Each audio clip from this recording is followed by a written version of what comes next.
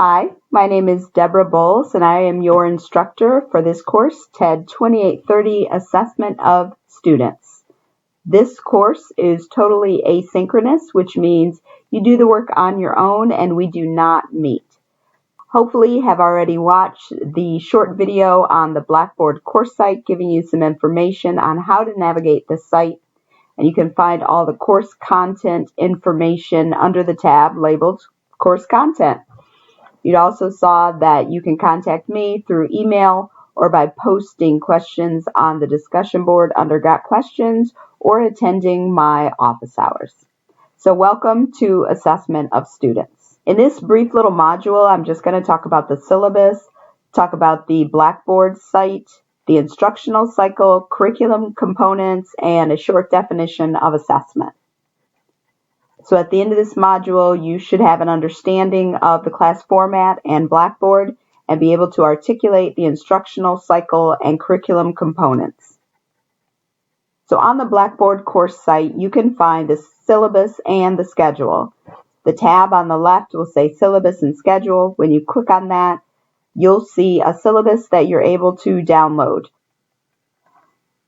The syllabus has everything on it. It has all the information as far as ways to contact me, what to do if you have a question about the course. It talks about the course outcomes and also gives a schedule of all that we'll be covering in this module and due dates for assignments. The schedule just gives you a briefer view of the due dates and the assignments.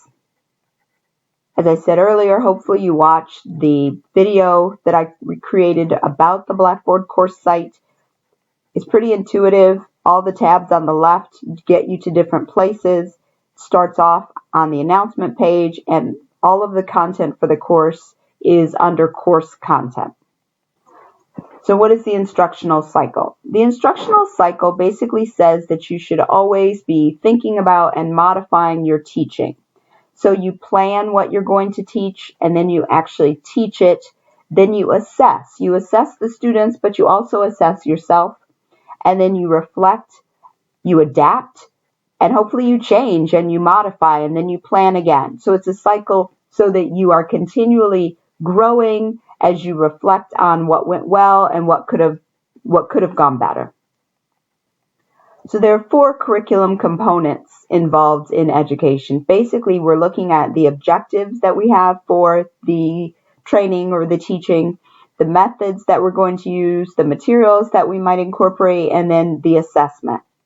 So even though this course is called Assessment of Students, you'll see us going over all of these. I don't feel like you can talk about assessment if you don't talk about the other pieces as well. We have to talk about creating SMART objectives so that we know that we're assessing what we want to assess. We have to talk about the methods of our teaching, because if we are not teaching well, we cannot expect the students to do well. And we have to talk about the materials that we're giving the students, because we've got to give them a variety of materials so that, again, they're able to learn. What is assessment? Assessment refers to a wide variety of methods or tools that teachers use to evaluate student progress. It could be something like a way that you check for understanding. That is a form of assessment, whether it's a thumbs up, thumbs down activity or a parking lot activity. And we'll talk about those, but those are various forms of formative assessment.